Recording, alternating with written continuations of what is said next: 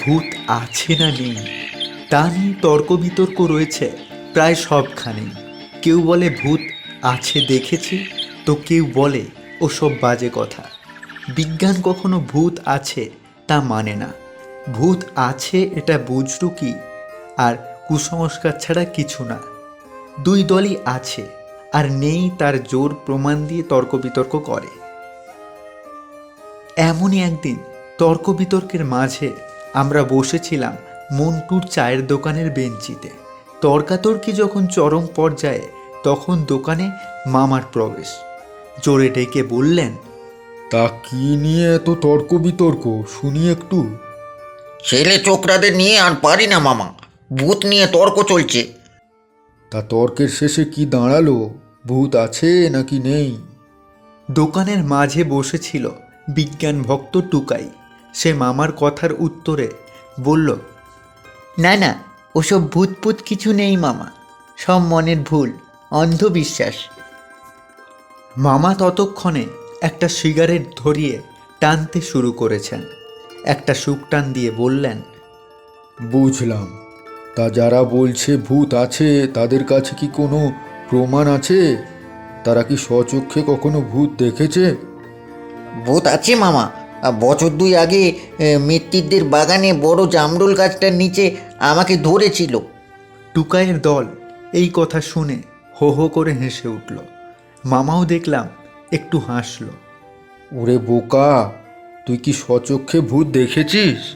না, মানে সচক্ষে তো দেখিনি, তবে ওটা নিশ্চয়ই ভূত ছিল। চুপ, তোদের যত সব আজে বাজে কথা। এভাবে প্রমাণ ছাড়া কথা বলতে গেলে ঠকবি। তবে আমি তোদের একটা গল্প শোনাই, শোন। এই কথা বলার পর পরিবেশটা চুপ হয়ে পড়ল। সবাই কান খাড়া করল মামার দিকে।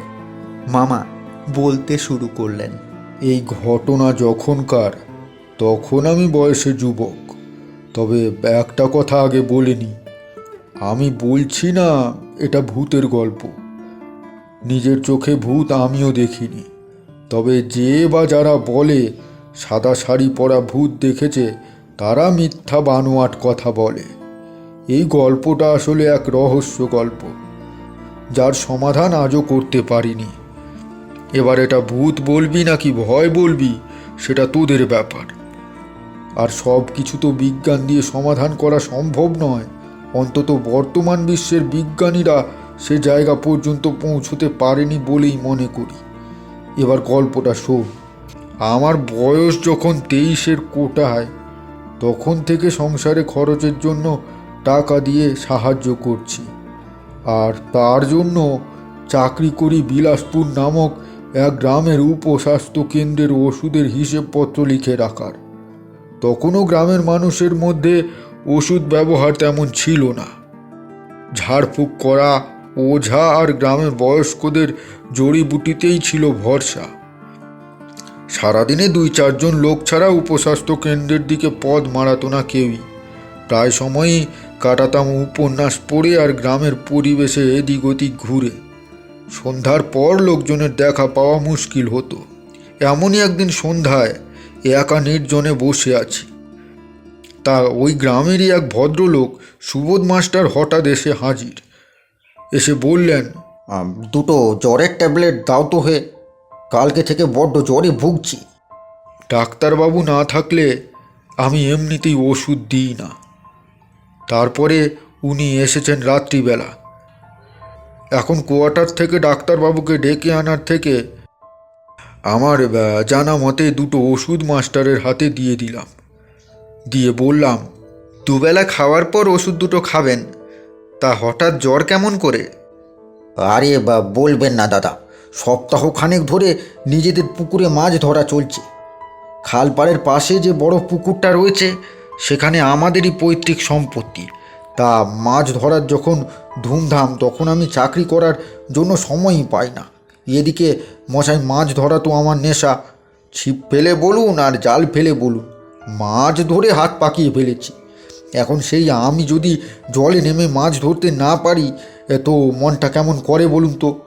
এই যে আপনার যদি মাছ ধরা নেশা হতো, আর স্বাস্থ্যকেন্দ্রের সামনে ওই ছোট্ট পুকুরটাতে যদি লোকজন কাড়াকাড়ি করে মাছ ধরতো, তবে আপনি কি চুপচাপ করে বসে থাকতে পারতেন বলুন দেখি? মাছ ধরার কথাটা শুনে মাথার মধ্যে কেমন জানি একটা নেশার মতো টান ধরল। সত্যিই তো বটে, ছেলেবেলাতে তো কত না মাছ ধরেছি। বড় হয়েও বাড়ির পুকুরে মাছ ধরার জন্য ধুমধাম লেগে যেত। এখন অনেক দিন পর সুবোধ মাস্টারের কথা শুনে মাছ ধরার জন্য মনের মধ্যে লোভ জেগে উঠেছে। সুবোধ মাস্টারকে তো আমি অনেক দিনই চিনি। এই গ্রামে থাকার সুবাদে অনেকবারই দেখা সাক্ষাৎ হয়, কথাবার্তা হয় মাঝে মাঝে। এই সুবাদে আমি মনের লোভটা মুখ দিয়ে বের করেই ফেললাম। বললাম, সুবোধবাবু, বলছি আবার কবে মাছ ধরতে যাবেন আপনি? কবে কি বলছেন মশাই? যাব তো আজকে ভোর রাতে। সেজন্যেই তো দুটো বড়ি নিয়ে নিলুম। মাছ ধরার জন্য জ্বর বাঁধা হয়ে দাঁড়াবে, এটা কি কোনো কথা মশাই? কেন বলুন তো মশাই? আপনার কথা শুনে মনে হচ্ছে আপনি আমার সঙ্গে যাবেন মাছ ধরতে। তা মাছ ধরতে যাবেন নাকি মাছ ধরা দেখতে যাবেন? ভদ্রলোক মনের কথা বুঝলো কিভাবে তা বুঝলাম না, কিন্তু আমি সত্যি অতি আগ্রহের সাথে বললাম, মাছ ধরা দেখতে না মশাই, যাব আসলে মাছ ধরতে। আপনাদের নিজের পুকুর বললেন কি না, তাই আর কি। বেশ বেশ, যাবেন বই কি। আরে সাথে আমিও তো থাকবো। তবে মশাই, ভোর রাতে রেডি থাকবেন। আমি তাহলে আপনার দরজায় এসে ডাক দেব। খালপাড়ের বড় পুকুরে হেঁটে যেতে সময় লাগবে মিনিট 15 মতো। যদি আপনার টর্চ লাইট থাকে তবে সঙ্গে নেবেন কেমন? আমি তবে এখন উঠি। ভোর রাতে একদম তৈরি থাকবেন তবে। কথা বিনিময় শেষ করে সুবোধ মাস্টার উঠে দাঁড়ালো। তারপর আমি তৈরি থাকবো বলার পর আর সময় নষ্ট না করে উনি বাড়ির পথ ধরলেন। এরপর সময় কেটেছে অনেকটুকু। খেয়ে একটুখানি শুয়ে আরাম করব ভেবে বিছানায় গা এলিয়ে দিলাম। এরই মধ্যে রাত গড়িয়ে কখন ভোর রাত হয়ে গিয়েছে এটা বুঝলাম সুবোধ মাস্টারের ডাকাডাকিতে। কই হে বিশুবাবু, বলি ঘুমিয়ে আছেন নাকি এখনও? সময় যে কেটে যায়, তাড়াতাড়ি আসুন। এদিকে আবার মেলা কাজ পড়ে আছে, খালপাড় পৌঁছতে হবে। আমি তড়িঘড়ি টর্চ লাইট নিয়ে দরজা খুলে বাইরে এলাম। আকাশে চাঁদটা তখন দিনের মতো আলো দিচ্ছে। পথঘাট সবই চেনা যায়। চাঁদের আলোয় দেখলাম সুবোধ মাস্টার বাইরে দাঁড়িয়ে। আমাকে দেখা মাত্র বললেন, মশাই তৈরি তো নাকি? লাইট নিয়েছেন? হ্যাঁ, নিয়েছি, কিন্তু আপনার কাছে জাল কই? মাছ ধরবেন কিভাবে? আরে জাল নিয়ে আরও 2জন লোক আসবে। এইবেলা আমাদের কাজ হলো আগাম গিয়ে জল সেচ করা। জল ছেঁকে মাছ ওপরে উঠে আসবে, তবেই কিনা ধরবো। নিন, এবার হাঁটা শুরু করুন। আমি আর বাক্য বিনিময় না করে হাঁটতে শুরু করলাম। খালপাড় এর আগে 2-1 বার গেছি, পথঘাট চিনি। চাঁদের আলো মাখা পথে হাঁটতে বেশ লাগছিল।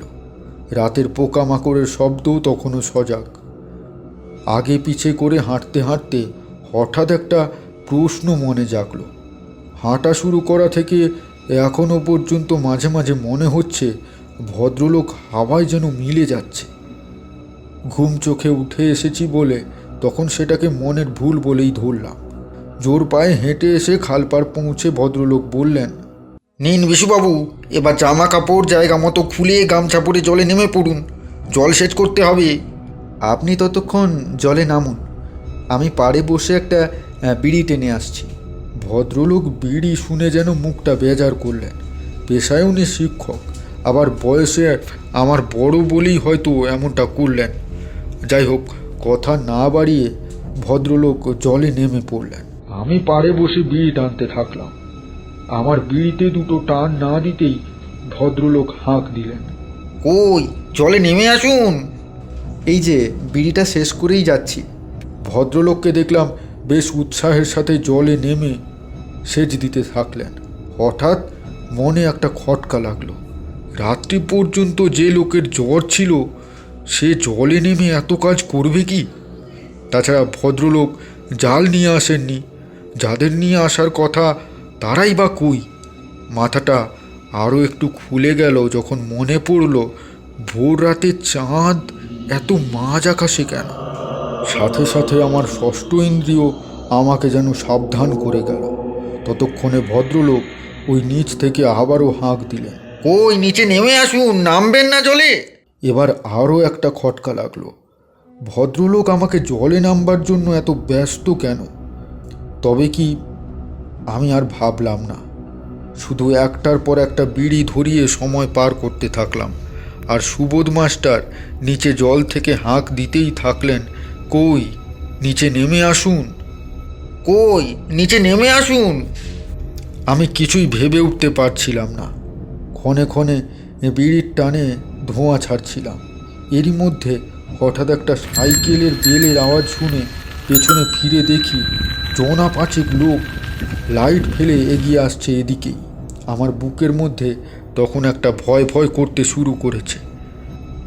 আমি পাড়ের পাশ থেকে একটু সরে এসে আমার লাইটের আলোয় দেখলাম সাইকেল চালিয়ে এদিকে যে আসছে তিনি আর কেউ না, তিনি সুবোধ মাস্টার নিজেই। আমি তখন আমার লাইটের আলো জলের দিকে তাক করে দেখি, আশ্চর্য, সেখানে কেউ নেই।